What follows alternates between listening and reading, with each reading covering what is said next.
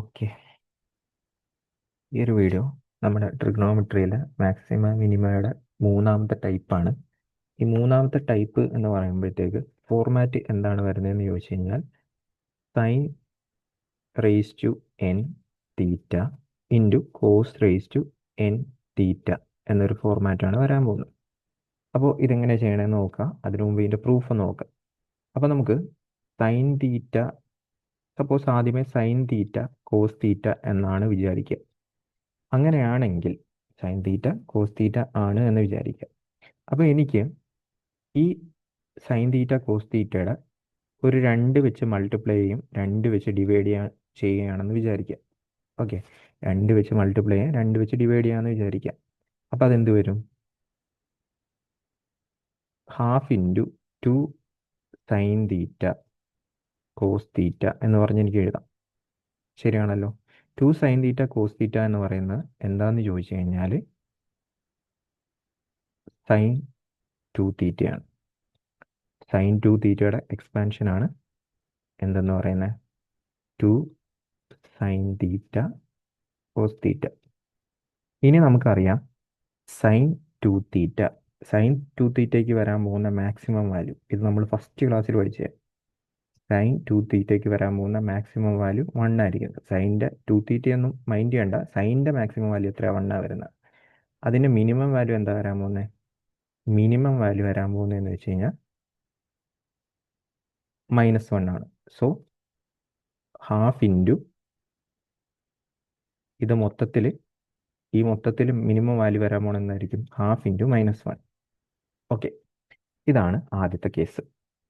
Okay, അതവിടെ ഇരിക്കട്ടെ. അപ്പോൾ ഇവിടെ വേറെ രീതിക്ക് പറഞ്ഞു കഴിഞ്ഞാൽ എന്നിൻ്റെ വാല്യൂ 1 ആയിരുന്നു. ഓക്കെ, അതവിടെ ഇരിക്കട്ടെ. ഇനി suppose sine square theta into cos square theta ആയിരുന്നു എങ്കിൽ എന്താകുമായിരുന്നു നമുക്ക് നോക്കാം. അപ്പോൾ അതിനു മുമ്പ് ഞാൻ എന്ത് ചെയ്യുന്നതെന്ന് വെച്ച് കഴിഞ്ഞാൽ ഈ ഒരു ഇക്വേഷൻ ഉണ്ടല്ലോ, ഇതിൻ്റെ 2 സൈഡിലും സ്ക്വയർ ചെയ്യുകയാണ്. ഇതിൻ്റെ 2 സൈഡിലും സ്ക്വയർ ചെയ്യുവാണ്. ഓക്കെ, അപ്പോൾ ഇത് 4 ആവും, ഇത് സൈൻ സ്ക്വയർ തീറ്റയാവും, ഇത് കോസ് സ്ക്വയർ തീറ്റയാവും.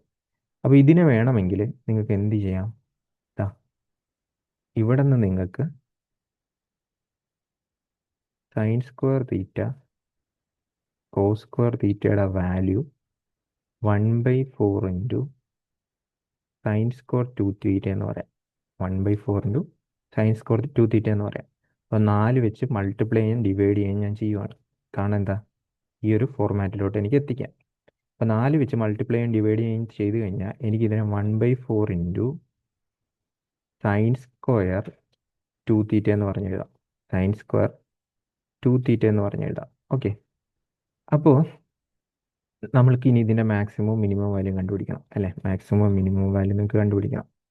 ഓക്കെ, നമ്മൾ ആദ്യത്തെ ക്ലാസ്സിൽ സൈൻ സ്ക്വയർ തീറ്റയുടെ മാക്സിമം വാല്യൂ, സൈൻ സ്ക്വയർ 2 തീറ്റ എന്ത് വേണേലും ആയിക്കോട്ടെ, സൈൻ സ്ക്വയർ ആംഗിൾ ആണെങ്കിൽ അതിൻ്റെ മാക്സിമം വാല്യൂ 1 ആണ് വരാൻ പോണെന്ന് പഠിച്ചിട്ടുണ്ട്. ഓക്കെ, അതിൻ്റെ മിനിമം വാല്യൂ 0 ആണ് വരാൻ പോണെന്ന് പഠിച്ചിട്ടുണ്ട്. ഓക്കെ, ഇതിപ്പോൾ സൈൻ സ്ക്വയർ തീറ്റ 2 തീറ്റ മാത്രമല്ല, ഒരു 1/4 ഉണ്ട്. അപ്പോൾ ഇതിൻ്റെ ഫുള്ളിൻ്റെ മാക്സിമം വാല്യൂ എത്രയായിരിക്കും വരാൻ പോകുന്ന? 1/4 ഇൻറ്റു 1. ഇവിടെ ആണെങ്കിൽ എത്ര വരും? 1/4 ഇൻറ്റു 0. ഓക്കെ, അപ്പോൾ നമുക്കിത് നോക്കിക്കഴിഞ്ഞാൽ ഇത് 1/4 എന്നും ഇത് 0 എന്നും പറഞ്ഞ് കിട്ടും. അപ്പോൾ ഇതിൽ നിന്ന് നമുക്കിന്ന് ജനറലൈസ് ചെയ്ത് പറഞ്ഞു കഴിഞ്ഞാൽ sine raise to n theta cos raise to n theta, എന്നിൻ്റെ വാല്യൂ ഓഡ് ആണ് എങ്കിൽ maximum value 1/2 raise to n, minimum value -1/2 raise to n ആയിരിക്കും വരാൻ പോകുന്നത്. ഓക്കെ, ഇനി ഇവിടെ ഈ 1/4 നമുക്ക് എന്ത് ചെയ്യാം? 1/4 വേണമെങ്കിൽ നമുക്ക് 1/2 ദ ഹോൾ സ്ക്വയർ എന്ന് പറഞ്ഞ് എഴുതിക്കൂടെ? ഓക്കെ, അപ്പം നമുക്ക് ഈവൻ വരുവാണെങ്കിൽ എന്താണ് കണ്ടീഷൻ? ഈവൻ വരുവാണെങ്കിൽ മിനിമം എപ്പോഴും 0 ആയിരിക്കും. അതേസമയം മാക്സിമം എപ്പോഴും എന്തായിരിക്കും? 1/2 റേസ് ടു n ആണ്.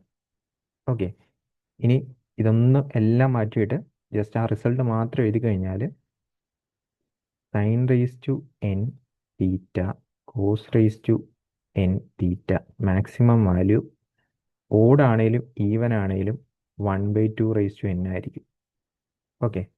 മിനിമം വാല്യൂ ഓഡ് ആണെങ്കിൽ ഇതായിരിക്കും മിനിമം വാല്യൂ.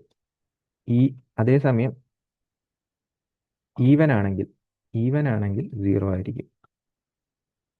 അപ്പോൾ ഇതാണ് നമ്മുടെ രണ്ടാമത്തെ റിസൾട്ടായിട്ട് വരുന്നത്.